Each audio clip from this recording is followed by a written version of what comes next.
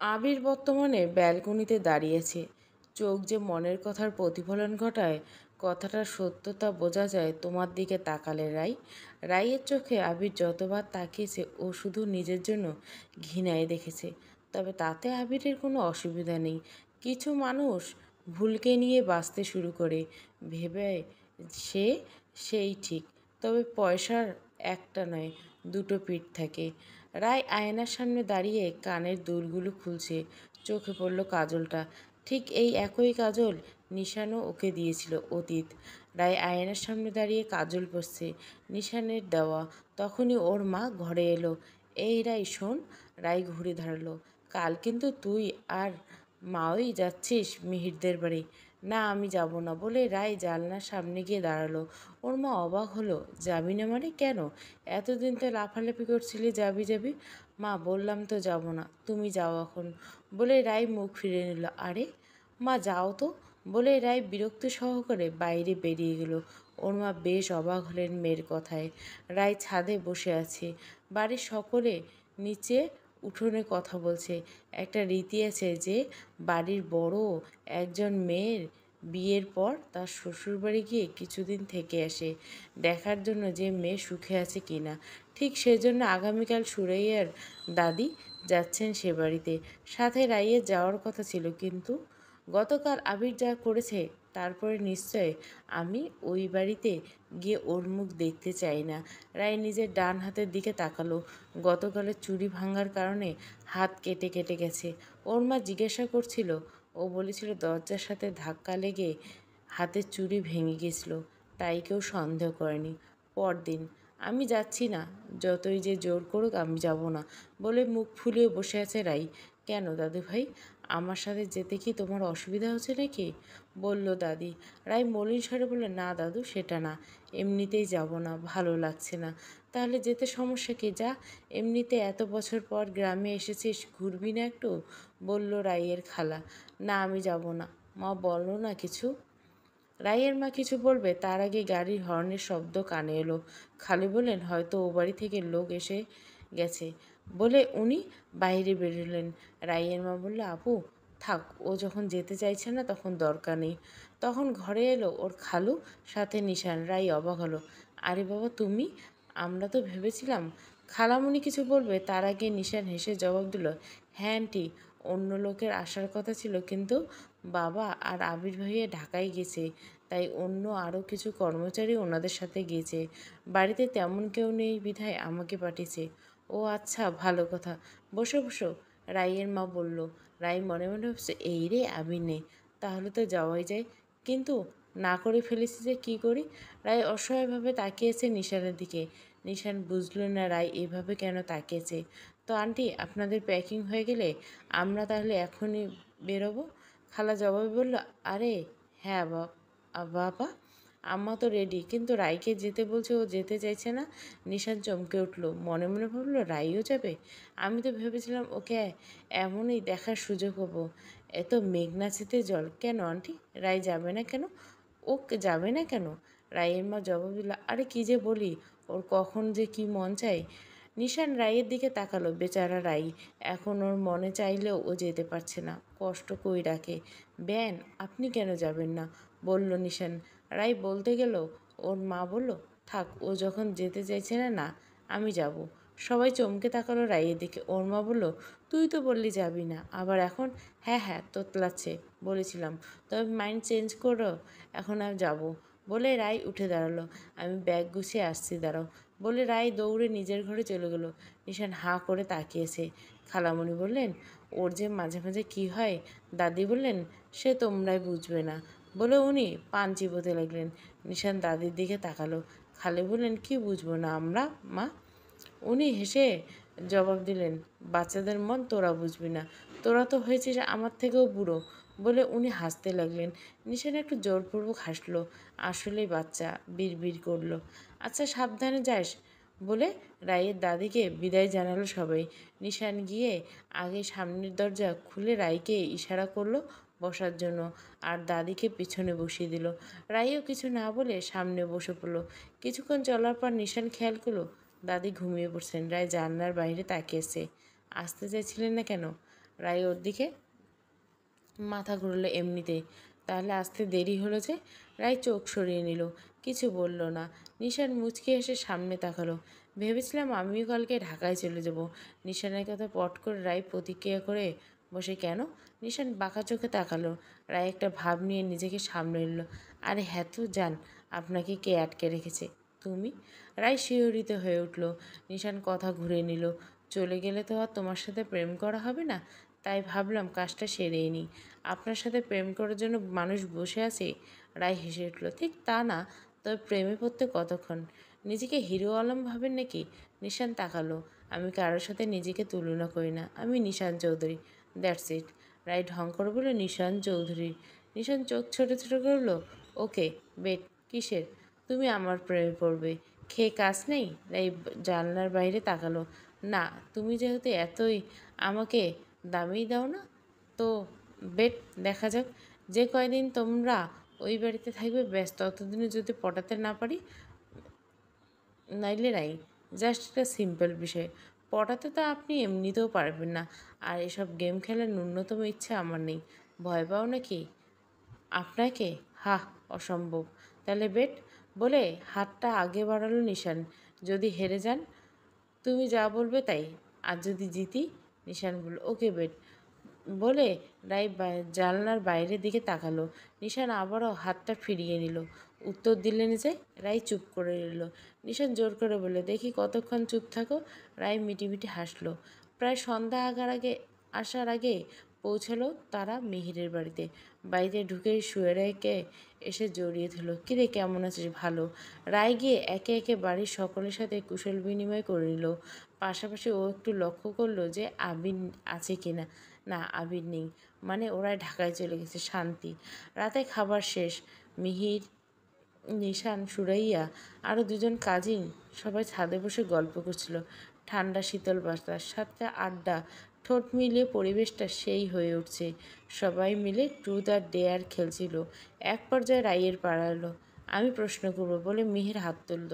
ভাইয়া, আপনার প্রশ্ন ভালো না লাগলে কিন্তু উত্তর দিব না, বলল রাই। সে তো আপনাকে এমনিই দিতে হবে শালিকা। তো আপনার কি কোনো ভালোবাসার মানুষ আছে শালি সাহেবা? রায় বাচ্চাদের মতো হেসে দিল। বলবো না? আরে কেন? বললেই তো হবে। মীরের সাথে তাল মিলিয়ে সবাই একসাথে কথা বলল, কিন্তু রায় হেসে উড়িয়ে দিল। এক পর্যায়ে নিশান একটু ভারী গলায় জিজ্ঞাসা করলো, বলো, কে সে? সবাই তো জিজ্ঞাসা করছে। রায় চোখ ফিরিয়ে হেসে দিল। আরে কেউ না। কেউ থাম থাকলেই তো বলেই দিতাম। নিশান কিছুটা হতাশ হলো। ও হয়তো ভেবেছিল রাই, কিন্তু রাই বলল না। পরক্ষণে বোতল ঘুরিয়ে নিশানের দিকে গেল। রাই উত্তেজিত হয়ে পড়ে। আমি আমি প্রশ্ন করব? নিশান বলল, ওকে। জীবনে কয়টা প্রেম করছেন? বলে রাই হেসে উঠল। নিশান কিছুক্ষণ রায়ের দিকে তাকিয়ে রইল। প্রেম নয়, টাইম পাস করেছি। সুরাইয়া বলে, কয়টা? নিশান কিছুটা শান্ত গলে বলে, হবে কিছু গুটিখানেক কখনো। মিহির হেসে বলে ওঠে, আরে ওকে কি জিজ্ঞাসা করছে? আমি বলছি, ও তো ডজন খানেকের সাথে অলরেডি ব্রেকআপ করে বসে আছে। সবাই শুনে হাসতে লাগলো। নিশান কিছু বলল না।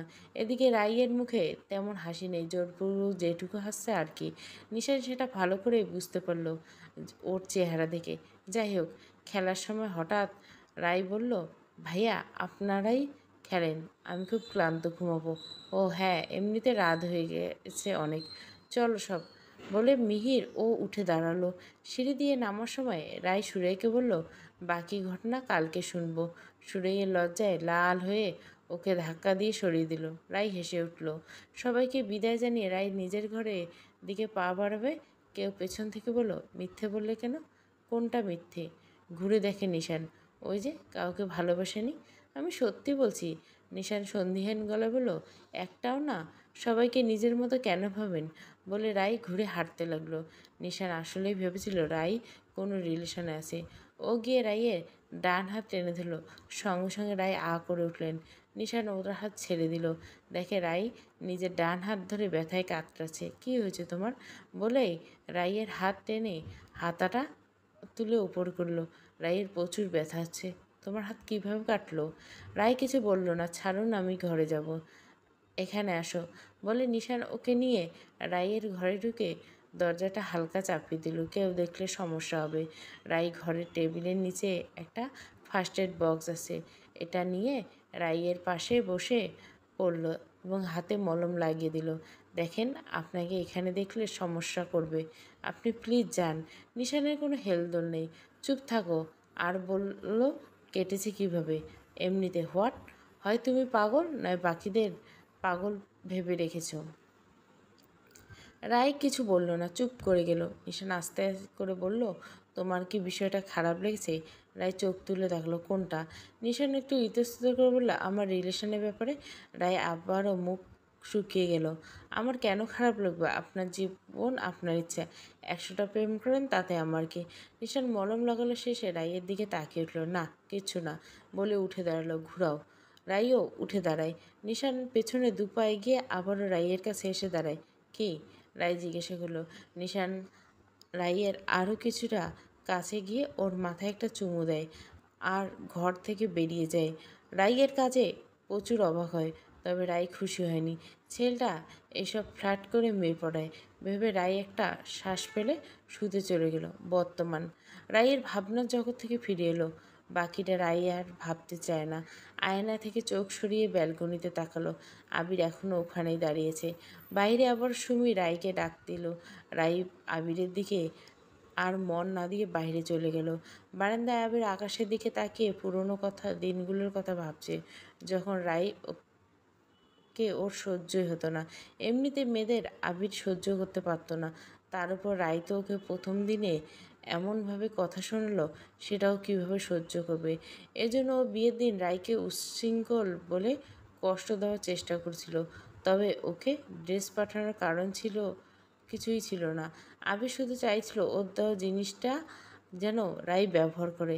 কেননা রাই তো ওকে ঘৃণা করতো, তাই একটা ছোট্ট প্রতিশোধ নিল। কিন্তু এরপরে তো সব উলটপালট হয়ে গেল। অতীত সেদিন রাতে যখন নিশান রায়কে মলম লাগিয়ে দিছিল, তখনই আবির সেখানে উপস্থিত হলো। আসলো ওই দিন যে কাজের জন্য আবির আর রেজওয়ান সাহেব ঢাকায় গিয়েছিল, সেই কাজটা ক্যান্সেল হয়ে যাওয়ায় রেজওয়ান সাহেবের জোরাজুরিতে আবির আর উনি আবারও বাড়ি ফিরে এলেন। রাত অনেক হয়ে যাওয়ায় তারা কাউকে ডিস্টার্ব করেনি।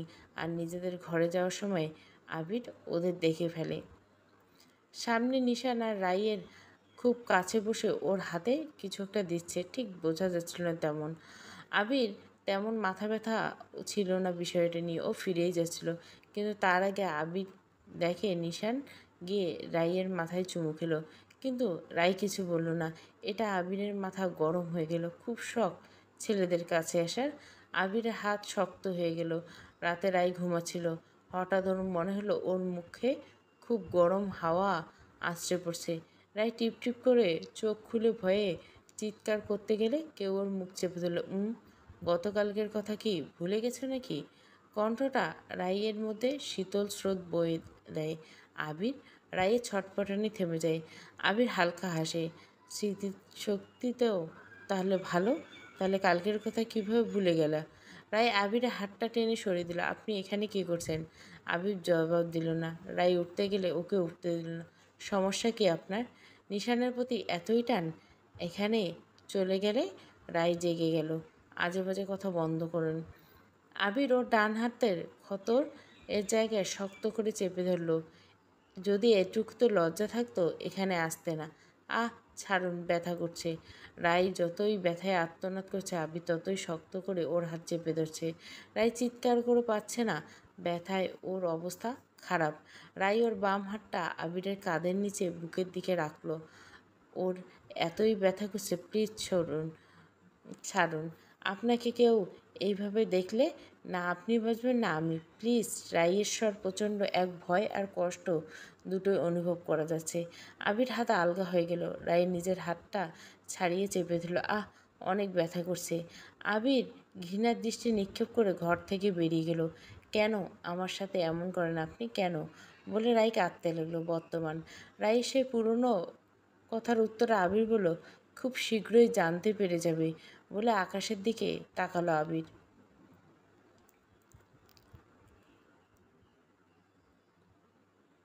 অতীত সেদিন রাতে আবির আর চোখ বুঝতে পারেনি। বরাবর ওর কানে রাইয়ের আর্তনাদ ভেসে আসছিল। মেয়েটা অতিমাত্রায় চালাক। ওকে বিশ্বাস করাটাই বোকামি ভেবে আবির নিজের চোখ দুটো বন্ধ করে খাটে হেলান দিল।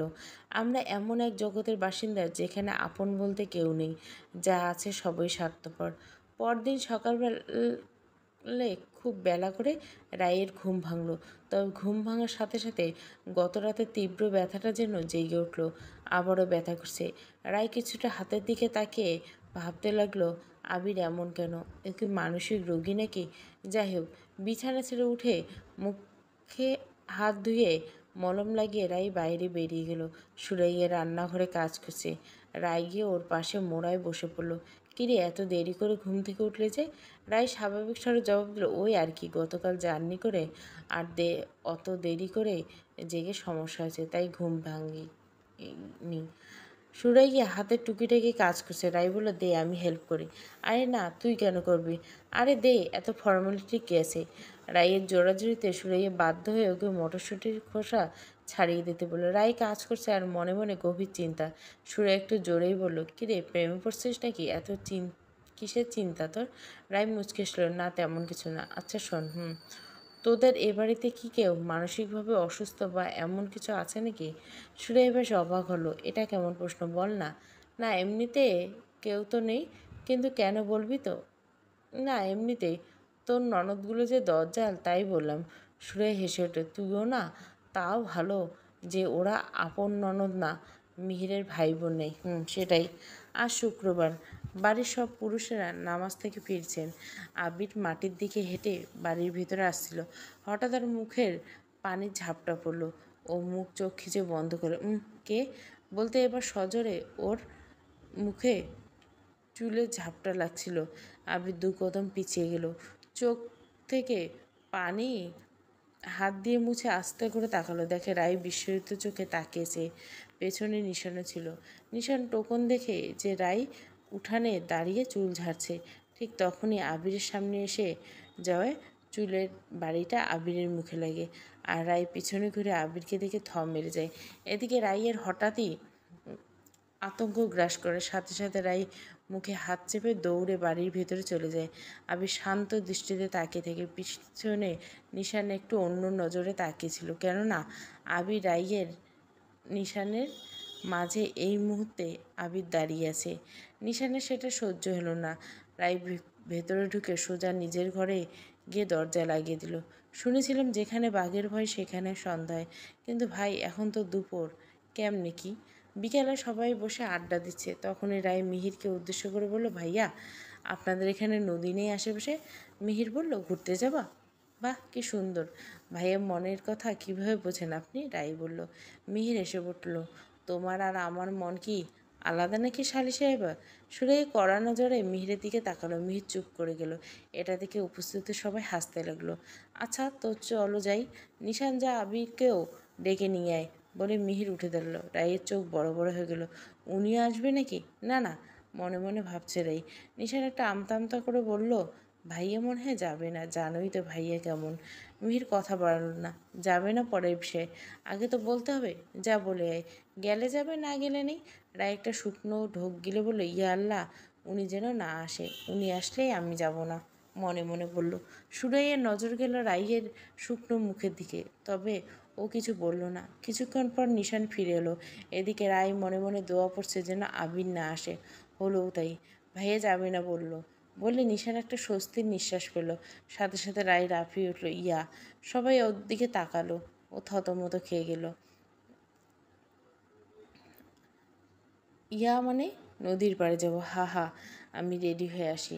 এক লাফ দিয়ে খাট থেকে নেমে নিজের ঘরে চলে গেল। মেয়ের অবাক হলো, নিশানো। যাই হোক, সকলে মিলে বের হলো নদীর তীরে ঘোরার উদ্দেশ্যে। অবশেষে নদীর পাড়ে পৌঁছে গেলেও ওরা সবাই সবাই গল্প করছে আর হাঁটছে। এমন সময় নিশান পেছন থেকে রাইয়ের জুতো পরিয়ে ধরে, ফলে রাই হাঁটতে গিয়েও পড়ে যেতে নিল। নিশান সাথে সাথে ওকে ধরে ফেলল। বেআইনের দিকে চোখ অকালেই গেছে নাকি নাকি নিশান হাসতে হাসতে সামনে সবার সাথে হাঁটতে লাগলো। দাঁড়াও, দেখাচ্ছি বলে রাই এগিয়ে গিয়ে একই কাজ করে নিশানের জুতো শক্ত করে পাড়া দিল। কিন্তু এইবারে নিশান তাল সামলাতে না পারে সোজা মাটিতে পড়ে গেল। এদিকে সবাই যে যার মতো করে হাঁটছিল। কেউ রাইকে খেয়াল করেনি। তাই রাই দ্রুত সুরাইয়ের পিছনে গিয়ে দাঁড়ায়। মিহির বলল, কী রে, দিন দুপুরে পড়ে যাওয়ার শখ হলো নাকি? রাই বলল, ভাইয়া আমার মনে হয় যে মাটি পরিষ্কার করছিল। সুরাই বলল, দেবর মশাই ঝাড়ু এনে দেই। সবাই ফিক করে হেসে দিল। নিশান প্রতিশোধের নজরে তাকিয়ে রইল। এদিকে রাই সবার আড়ালে ওকে ভেঙচি কাটলো। রাতে খাবার টেবিলে সবাই খেতে বসছে। নিশান রাইয়ের ঠিক পিছনে বসেছে। তখনই রাইয়ের পায়ে কেমন একটা লাগলো। রাই নিচু হয়ে দেখে নিশান ওর পায়ের উপর আঙুল দিয়ে স্লাইড করছে। রাই উপরে মুখ তুলে রাগী দৃষ্টিতে তাকালো। নিশান ভাবরেসিস ভঙ্গিতে খাবার খেতে লাগলো। তখনই আবির এলো। আবির ডাইনিং রুমে ঢুকেই প্রথমে ওর চোখ গেল নিশানের দিকে। আবির দেখলো নিশান মিটমিট করে হাসছে। ও কপাল কুঁচকে নিশানের চোখ বরাবর তাকায়। দেখে রায় রাগান্বিত চোখে কিছু ইশারা করছে। আবির ওদের দিকে তাকিয়ে রইল। সুরাইয়া ওকে দেখে বলে, ভাইয়া আসেন, আপনার অপেক্ষাতেই ছিল। বলে সুরাইয়া প্লেট নিয়ে ওকে খাবার বেড়ে দিল। আবির নিশানের দিকে স্থির দৃষ্টিতে রেখে গিয়ে একটা চেয়ারে বসে পড়ল। মিহির জিজ্ঞাসা করলো, কিরে, কোথায় ছিলি এতক্ষণ? আবির গম্ভীর গলায় বলে উঠল, নিশান। নিশান চমকে উঠে নিজের পা সরিয়ে নেয়। রায় হাঁপ ছেড়ে বসল। নিশানের সম্পর্কে বাবার সাথে কথা হচ্ছিল। আবির বলল। নিশান তাকালো। আমাকে নিয়ে? তোর তো সামনের বছর যাওয়ার কথা। রায় বলল, কোথায়? আবির রায়ের দিকে চোখ ফেরল। রায় নিজের চোখ নামিয়ে নিল। মিহির বলল, আরে ওর তো বিজনেস নিয়ে পড়ার জন্য বিদেশে যাওয়ার কথা চলছে। তো ডিসিশন নিয়েছিস তোরা? আবির চোখ নামিয়ে নিল। নির্ভর করে নিশান কি চায় তার উপর। রায় এটা শুনে নিশানের দিকে তাকালো। নিশান একটু চিন্তায় পড়ে গেল। দুজনে চুপ করে গেল কেমন একটা। বাকিরা নিজেদের মধ্যে কথা বলতে লাগলো। আবিরও নিশ্চুপ ভঙ্গিতে খাবার খেতে লাগলো। এরপর দুদিন কেটে গেল। এই দুদিনে রায়ের নিশানের মধ্যে বন্ধুত্ব আরও গাঢ় হয়ে গেল। দুজনে খুব দুষ্টুমি করে, একে অন্যকে জ্বালাতন করে, আবার ওদের ভাবও বেড়েছে। বিষয়টা দুটো মানুষের চোখে পড়ল, এক সুরাইয়া, দ্বিতীয় আবির। যখনই রাইয়ের দিকে তাকালো যায় তখনই রাইকে নিশানের সাথে বেশিরভাগ সময় দেখা যায়। নিশানে কেমন শুধু রাইয়ের সাথে সারাদিন হাসি ঠাট্টা। এক রাতে রাই শুয়েছিল, হঠাৎ ওর দরজায় কড়া নাড়ল। কে? ও চমকে ওঠে। কে? বলে ও দরজার কাছে যেতেই কেউ আস্তে করে ডাকে, আমি। দরজা খুলো। আপনি? নিশান ঘরে ঢুকে আস্তে করে দরজা লাগিয়ে দেয়। রায় ভুরু কুচকে তাকালো। আপনি এত রাতে? নিশান মুচকে আসলো। ভাবলাম তোমাকে একটু জ্বালিয়ে যাই। কি বলো? বলতে বলতে ও খাটে গিয়ে বসলো। কিছুদিন পরে তো এমনিতেই চলে যাবে, তাই। বের হন এখান থেকে। এত রাতে? ওকে পুরোটা বলতে না দিল। নিশান ওর এক হাত টেনে ধরে খাটে ওর পাশে বসিয়ে দিল। হব না, কি করবে? রাই ঘাবড়ে গেল। দেখেন, দূরে যান। এভাবে হাত ধরার মানে কি? দূরে বলে নিশান রাইয়ের আরও একটু কাছে গেল। রায় নিজের হাত ছাড়িয়ে দূরে সরে যেতে নিল, কিন্তু নিশান আবারও ওর হাত ধরে ফেলল। এত দূরে যাওয়ার শখ? রায় নিশ্চুপ। কী হলো বলো? আপনি বিদেশে চলে যাবেন। নিঃশ্বাস একটা শ্বাস ফেলে রাইয়ের মুখ নিজের হাতের ভাঁজে নিল। সেটা এখনও ডিসাইড হয়নি, বলা যাচ্ছে না। ও মলিন স্বরে। কেন, খারাপ হচ্ছে নাকি? আমার কেন খারাপ হবে? নিশান ফিসফিস করে বলল, প্রেমে পড়ে গেছে মনে হয়। রায় কেঁপে উঠল। নিশান বিজয়ের হাসি আসলো। মনে হচ্ছে তো তাই। রায় মাথা নাড়ল। না, আপনি হাত ছাড়েন, যান এখান থেকে। নিশান চোখের পলকে রায়কে জড়িয়ে দিল। রাই নিজের ঘাড়ে গরম নিঃশ্বাস আর ঠান্ডা শীতল পরিবেশের মধ্যে রায়ের হৃৎপিণ্ডের গতিটা যেন ক্রমশ বেড়ে চলছে। নিশান, ছাড়ুন। তুমি করে বলো। রায়ের মাথা ঘোরার উপক্রম। নিশান, আপনি এখন এখান থেকে যান। কেউ দেখলে? তুমি করে বলো আগে। নিশান, ছাড়ো। রায়ের ঠোঁট কাঁপছে। নিশান খুশিতে পুলকিত হলো। রায়কে আরো শক্ত করে জড়িয়ে ধরল। রায়ের বুকে যেন কেউ আরো জোরে জোরে হাতুড়ি পেটাতে লাগলো। নিশান, রায়, আই লাভ ইউ। রায়ের মাথায় যেন বাজ পড়ল। নিশান কোথায়? ওর শরীর দাঁড়িয়ে গেল। অদ্ভুত এক শিহরণ বয়ে গেল মধ্য দিয়ে। রায় উত্তর দিবে না। রায় পুরো ঘরের মধ্যে চলে গেল। কি বলবো জানে না। দুদিনের পরিচয়ে কি ভালোবাসা যায়? কিন্তু ছেলেটাকে যে ও খুব পছন্দ করে। নিশান সামনে করে ওর মুখে আলতো করে হাত রাখলো। রায় বলল, এমন এক মুহূর্ত নিঘাত সে কারো মাথায় নষ্ট হয়ে যাবে।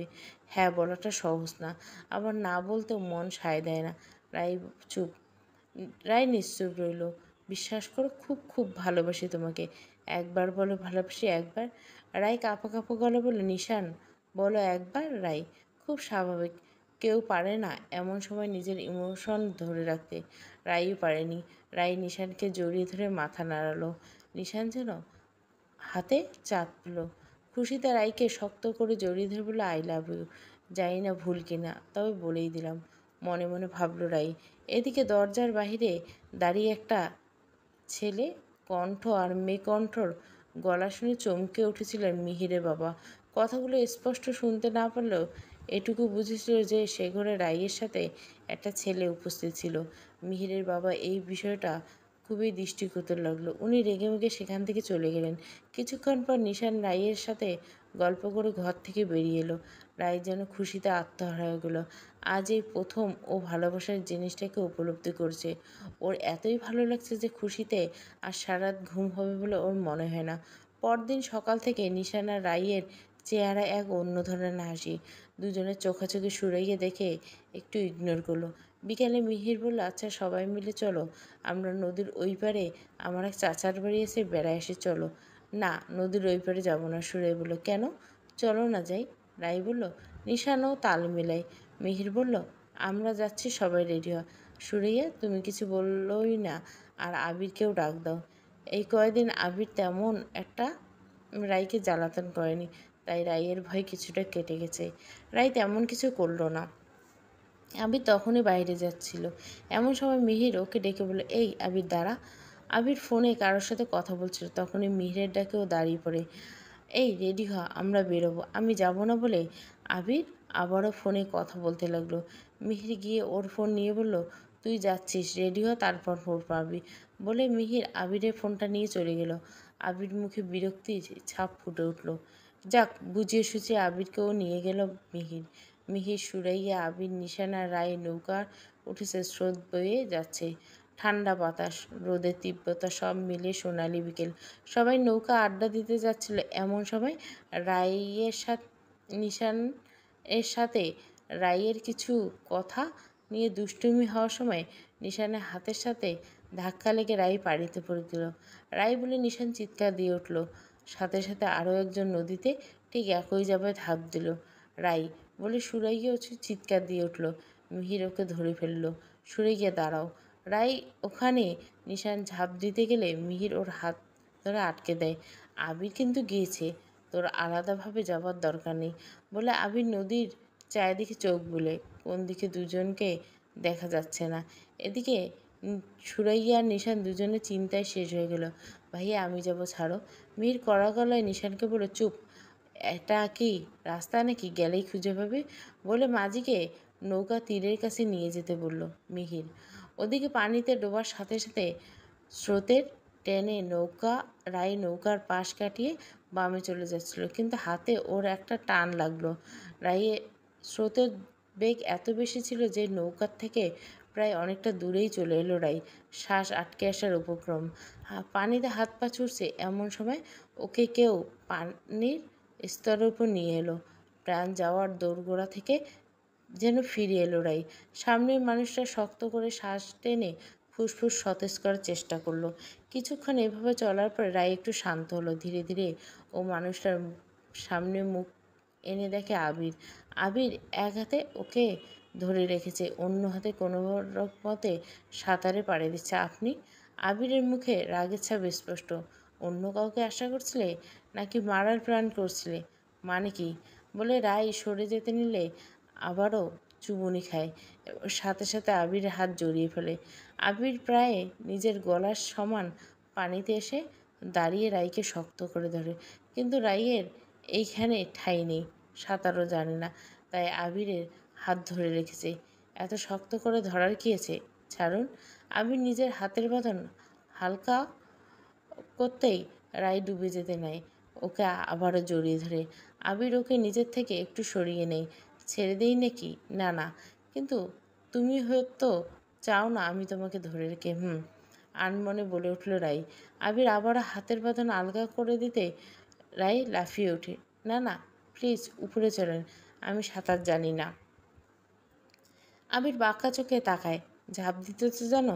আমি কি সাদে লাফ দিচ্ছি? আপনার ভাই তো আমার ভাই নাকি তোমার? বাকিটা এমনভাবে ইঙ্গিত করলো আবির যে রায় ইতস্তত বোধ করলো। চুপ করে গেল রায়। আবির নিজের কঠোর চেহারা বাজিয়ে রায় ঘুরিয়ে পানি যেখানে ঠায় আছে সেখানে ধাক্কা দিয়ে সরিয়ে দিল। ফলে রায় আবারও নাকানি চুবানি গেল। আবির ওকে ছেড়ে পানি থেকে উঠতে লাগলো। কিছুক্ষণের মধ্যে রাইও আস্তে আস্তে বালির মধ্যে পা রেখে উপরে উঠে এলো। আপনি একটু বেশিই বলছেন, বলে রাই চেঁচিয়ে উঠল। আবির নিজের চুলগুলোর মধ্যে হাত বুলিয়ে পানি ঝাড়ছিল। তখনই রাইয়ের এমন কথায় ও ভুরু কুঁচকে তাকালো। রায় একটু জমে গেল। আপনি কিছুটা ভেবে, আপনি ওভাবে কেন ফেলে দিলেন? ভেসে যেতে দেয়নি, এটাই তোমার ভাগ্য। বলে আবির আশেপাশে তাকালো। কেউ নেই, আর না কোনো নৌকা আছে। একজন থেকে ওরা যে ঘাট থেকে নৌকা নিছিল সেই ঘাটও খুব দূরে দেখাচ্ছে। এখন কিভাবে ফিরব? রায় নিজের ওড়না চিপড়ে ধরল। আবির নিজের নিচের ঠোঁট কামড়ে রায়ের দিকে তাকালো। তোমাকে নৌকাওয়ালার কাছে বন্ধক রেখে বলবো আমাকে ওই পারে দিয়ে আসতে, গম্ভীর গলায় বলে আবির এগোতে লাগলো। কি? রায় আকাশ থেকে টুপ করে পড়ল। এই ছেলে কি এমন করবে নাকি? রায় পুরো ভয় পেয়ে গেল। এদিকে আবির তীর ধরে এগিয়ে যাচ্ছে।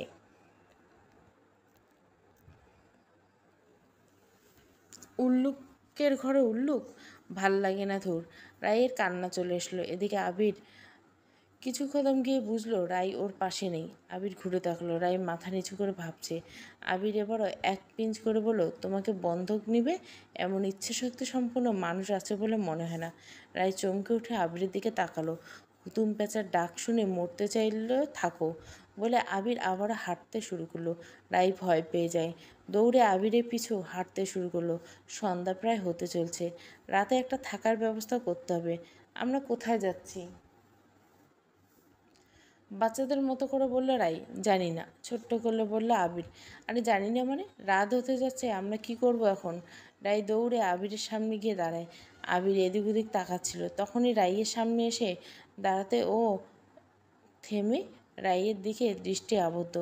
জামা রঙা থ্রি পিস, ভেজা চুল, কাপা কাপা ঠোঁট আর দিগন্ত বিস্তৃত গোধূলির আলো খুব অপূর্ব লাগছে রাইকে। আবির এক দৃষ্টি ওর চোখের দিকে তাকালো। আবির ওর কোমর ধরে নিজের সাথে মিশিয়ে সিক্ত কণ্ঠে জিজ্ঞাসা করলো, কী করতে চাও? রাই একটু লজ্জায় পড়ে গেল। ও দ্রুত আবিরকে ধাক্কা দিয়ে সরিয়ে দিল। আবির ওকে ছেড়ে আশেপাশে তাকালো। রাতে কোথাও থাকতে হবে বলে ও হাঁটতে লাগলো। রাই এবারও কিছু বলল না, চুপচাপ ওর পিছন পিছন হাঁটতে লাগলো। এমনিতে জিম করা বডি, সাদা ব্লু জিন্স পরে আছে আবির, তার উপরে ভেজা শরীরে টি শার্ট পুরো লেপ্টে আছে শরীরে। চোখ গেলেই আগে ওর জিম করা বডিটাই সবার চোখে পড়বে। রাই বারবার লজ্জায় চোখ সরিয়ে নিচ্ছে। কিছুটা হাঁটার পর রাই হাঁপিয়ে উঠল। তারপর উপরে ঠান্ডা বাতাস, শীতের পরিমাণও বেড়ে চলছে। আর কত দূর? রায় দাঁড়িয়ে গেল। আবিরও দাঁড়িয়ে গেল। আর আপনি বলেন বাড়ি ফিরবেন? রাতে আর ফেরা যাবে না যা মনে হচ্ছে। রায় বলল, কেন? আবির যেন প্রশ্ন শুনে বিরক্ত হলো। তোমাকে এখন ভ্যাম্পায়ারদের হাতে ধরানো বাকি, বলে আবির হাঁটতে লাগলো। এদিকে মাগরিবের আজান পড়ে গেছে। রাইয়ের গায়ে কাঁটা দিয়ে উঠল। কি বলে এই ছেলে, আল্লাহ বাঁচাও। রাই অন্ধকারে গিয়ে আবিরের ঠিক পেছনে দাঁড়ালো। আবির একটু আশপাশ তাকিয়ে একটা বাড়ির মতো দেখলো, আর রাইয়ের হাতটা ধরে বাড়িটার দিকে এগোতে লাগলো। একে তো অন্ধকার, তার উপরে ঝোপঝাড়। দুজনে কি রেখে কী ধরছে, গাছ না কাটা ঠিক জানে না। এমন এমন করতে করতে ওরা বাড়িটার উঠোনে এসে দাঁড়ালো। দুটো টিনের ঘর, ভেতর থেকে হ্যারিকেনের আলো আসছে বোঝা যাচ্ছে। একটা দরজা খোলাই ছিল। আবির গিয়ে সেই দরজার সামনে দাঁড়ালো। কেউ? কে? একটু সাহায্য লাগতো। কেউ কি একটু বাইরে আসবেন? ভেতর থেকে থাকা একটি বৃদ্ধ মহিলা হ্যারিকেন হাতে নিয়ে বেরোলেন। কে? আবির একটু হেসে উত্তর দিল, দাদি আমরা একটু বিপদে পড়ছি, তাই একটু সাহায্য লাগতো। ভেতর থেকে অন্য একটা ছেলের কণ্ঠ কানে আসলো। কে আইছে দাদি? ছেলেটা বেরিয়ে আসতে আবিরকে দেখে দাঁড়িয়ে পড়ল। কে আপনি? আবির একটু মিঙে গলায় বলল, আসলে আমরা একটু বিপদে পড়ে গেছি, দক্ষিণ পাড়ায় থাকি, কিন্তু এই মুহূর্তে কোনো ভ্যান পাবো না। আবার সন্ধ্যা হয়ে গেছে, হাতের ফোন টাকা কোনোটাই নেই। আজকে রাতে যদি একটু থাকতে দেন কাল ভোরেই চলে যাব। বিদ্যা বলে উঠলেন, না না, ওসব অপরিচিত থাকতে যাওয়া যাবে না, যাও তোমরা অন্য কোনো জায়গায় যাও। ছেলেটি বলল, আচ্ছা দাদি, দাঁড়াও, আমি কথা কইছি তো ভাই, আপনারা কি বিপদে পড়ছেন? একটু কইলে ভালো হয়, বোঝেনি তো।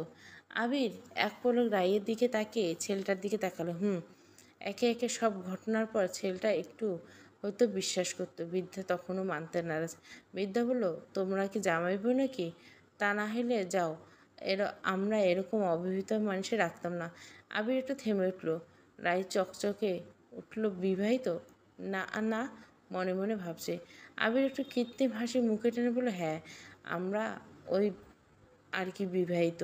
ছেলেটা ও দাদিকে বলল, দাদি এখন কি তোমার সমস্যা? রাইয়ের মাথা ভন ভন করে ঘুরছে, বলে কি বিবাহিত? বিদ্যা কিছুটা ভেবে বলল, আচ্ছা থাক, কিন্তু সকালেই চলে যাব বলে উনি ঘরে ঢুকে গেলেন। ছেলেটা মলিন গেল, বলল, আসেন ভাই, ভাবি আপনিও আসেন। কিন্তু রাইয়ের পা দুটো বরফের মতো জমে গেছে। ওর তো এগোতে মন যাচ্ছে না। আবির বিষয়টা বুঝতে পারলো। আবির নিচে নেমে রাইয়ের হাত ধরে বলল, চলো। ছেলেটা হেসে ঘরে ঢুকে গেল। আর রায় অবুঝের মতো আবিরের দিকে তাকিয়ে রইল। কি হচ্ছেটা কি? ফাজলামি হইতেছে।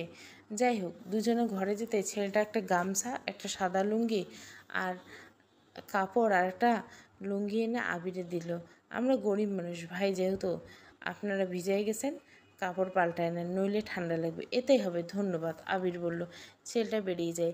রায় আগে গামছাটা হাতে নিল আর মাথা মুছতে লাগলো। আবির এক টানে ওর হাত থেকে গামছাটা নিয়ে লুঙ্গি হাতে বেরিয়ে যেতে যেতে বলল, 5 মিনিট চেঞ্জ করে নাও, আমি এসে যেন এভাবে না দেখি বলে ও ঘর থেকে বেরিয়ে গেল। রায় তো রেগে শেষ। এগুলো কোন ধরনের ব্যাপার? শুধু আজ বিপদে পড়ছে বলে, নইলে আবিরকে তো। যাই হোক, রায় দ্রুত কাপড় বদলে নিল। ভরসা নেই 5 মিনিটে যদি চলে আসে। যাই হোক, শাড়ি পরা লাগলো, তাই দ্রুত শাড়িটা পরে রায় আর কাপড়গুলো পাশের দড়িতে বাঁধিয়ে দিল।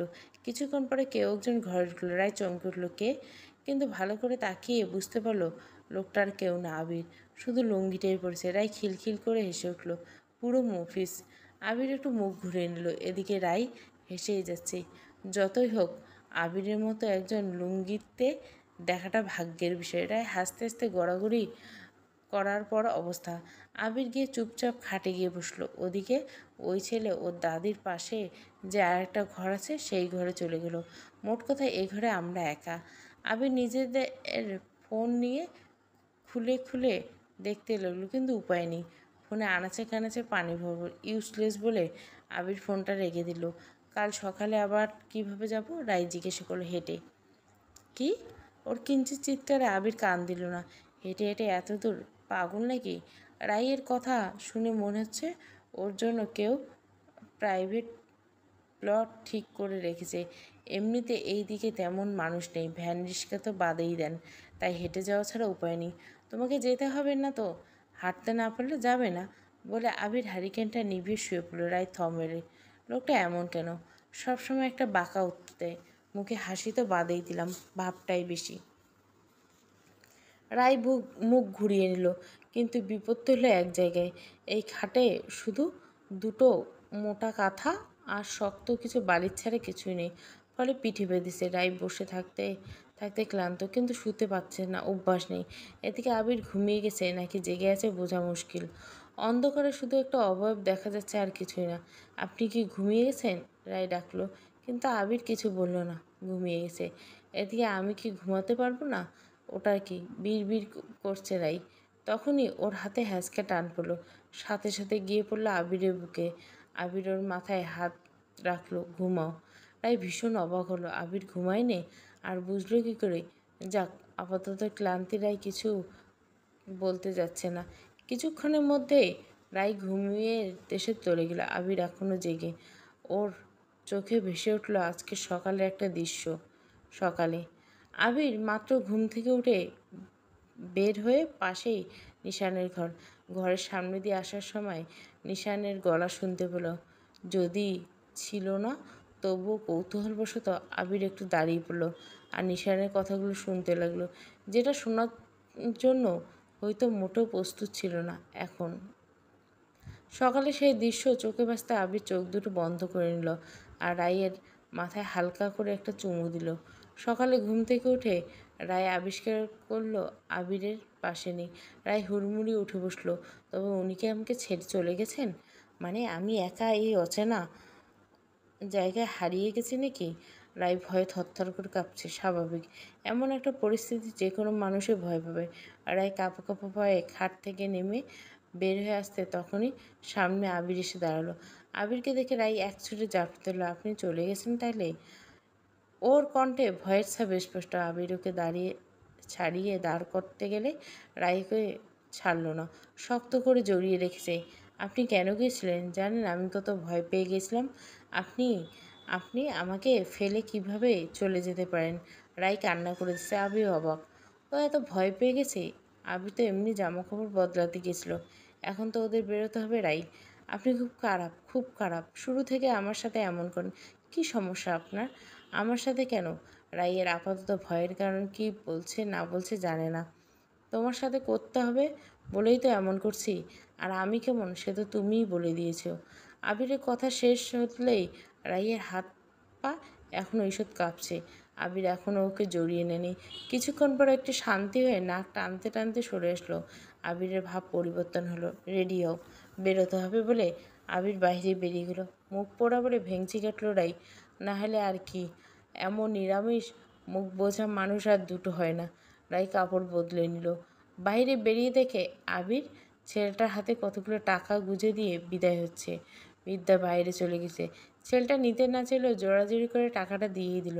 এরপর দুজনে বাড়ি থেকে বেরিয়ে গেল। রাইয়ের মাথায় একটাই কথা ঘুরছে, টাকাটা কোথা থেকে এলো? কালকে তো ছিল না। আর যদি ওনার কাছে টাকা থেকেই থাকে তাহলে গতকাল আমরা বাড়ি কেন ফিরিনি? রায় আমতা আমতা করে বলল, একটা কথা বলি। আবির হাঁটছে আর বলল, হুম।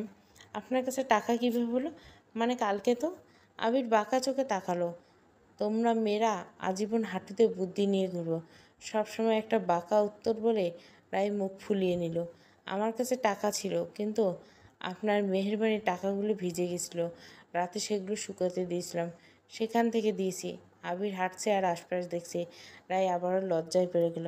তাই তো, ইস, ভাবলো রাই। ভাইয়া, অনেক হয়ে গেছে, আর কত? গতকাল থেকে তুমি আটকেছ, আমি ওদের খুঁজতে গেছি বলে নিশান উঠে দাঁড়ালো। কোথায় খুঁজবি? ওরা কি আর এক জায়গায় থাকবে নাকি? নিশ্চয় আবির এত বোকা না যে পানির মধ্যে রাত কাটিয়ে দিবে। সুরাইয়া বলল, আপনি এত শিওর কীভাবে যে ওদের কোনো ক্ষতি হয়নি? নদীর গভীরতা বোঝেন? মির গিয়ে সুরাইয়ার হাত চেপে ধরে নরম স্বরে বলল, আমি জানি আবির এত অবুঝ নয়, আর আবির সাঁতার জানে। যদি রাইকেও পেয়েও যায় তাহলে আর ভয় নেই। সুরাইয়ের মুখের চিন্তা এখনও সরেনি। সম্ভব না। যতক্ষণ পর্যন্ত ওরা না বাড়ি ফিরে ততক্ষণ কারো শান্তি নেই। এ বাড়ির সবার চিন্তায় খারাপ অবস্থা। এদিকে রাইয়ের মা বাবাকে বিষয়টা বলার সাহস পায়নি কেউ। মিহিরের বাবা চিন্তায় চিন্তায় পায়চারি খুঁজছে। যদিও তাদেরকে খুঁজতে যেতে চেয়েছিল সবাই, কিন্তু মিহির কাউকে যেতে দেয়নি। নিশানের ধৈর্যের বাঁধ ভেঙে গেল। ও চেঁচিয়ে বলল, ব্যাস, আমি যাচ্ছি বলে বেরোতে যাবে তখনই দরজায় খোঁড়াতে খোঁড়াতে প্রবেশ করলো আবির, সাথে রাই। রাই আবিরকে ধরে ধরে নিয়ে আসছিল। ওদের দেখে সুরাইয়া ছুটে গেল। রাই রাই আবিরকে দাঁড় করিয়ে দিল। সুরাইয়া ওকে জড়িয়ে ধরল। তুই ঠিক আছিস? মিহির, ওর বাবা সবাই এগিয়ে আবিরকে ধরল। তুই ঠিক আছিস? কী হয়েছে? আবির খাটে বসে বলল, হ্যাঁ ঠিক আছি। নিশান দূরে দাঁড়িয়েছিল। সবার সামনে তো আর ওর কাছে যেতে পারবে না, কিন্তু অবাক কাণ্ড, রাই নিশানের দিকে এক পলক তাকিয়ে আবিরের কাছে চলে গেল। নিশানে বিস্মিত হলো যে বোঝার উপায় নেই রাইয়ের আবার কি হলো। রায় গিয়ে মিহিরকে বলল, ভাইয়া, ওনার পায়ে প্রচুর আঘাত পেয়েছে, আসার পথে ডাক্তার ডাকুন। মিহির চেঁচিয়ে উঠল, আর তুই বলছিস ঠিক আছিস? বলে মিহির হেঁটে বাইরে চলে গেল ডাক্তার ফোন করতে। মিহির, আরে ডাক্তার ডাকার প্রয়োজন নেই, আমি ঠিক আছি। মিহিরের বাবা বলল, কোথায় ছিলে তোমরা দুজন? জানো কত চিন্তা আছে। রাতে ফেরার মতো অবস্থা ছিল না, তাই এক বাড়িতে আশ্রয় নিয়েছিলাম বলে পা চেপে ধরল আবির। মিহিরের বাবা যদিও চিন্তা ছিল, কিন্তু এই মুহূর্তে তার ভীষণ রাগ হচ্ছে রাইয়ের উপর। এই মেয়েটার জন্য এত কিছু। রেজন সাহেব জানলে কি হতো? একটা চরিত্রহীন মেয়ে। ভাবতে ভাবতে কিছু না বলে তিনি ঘর থেকে বেরিয়ে গেলেন। আবির আস্তে আস্তে উঠতে যাবে, আমি ঘরে যাব বলে আগাতে গিয়ে ও পড়ে গেল।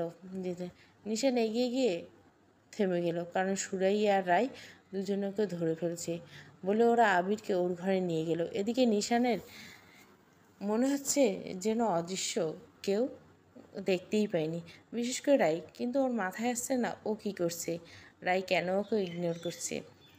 ঘণ্টাখানেকের মধ্যে ডাক্তার এসে গেল আর আবিরকে দেখে গেল। পুরো রাস্তা দুজন হেঁটে এসেছে বিদায় দুজনের পায়ের অবস্থা খারাপ।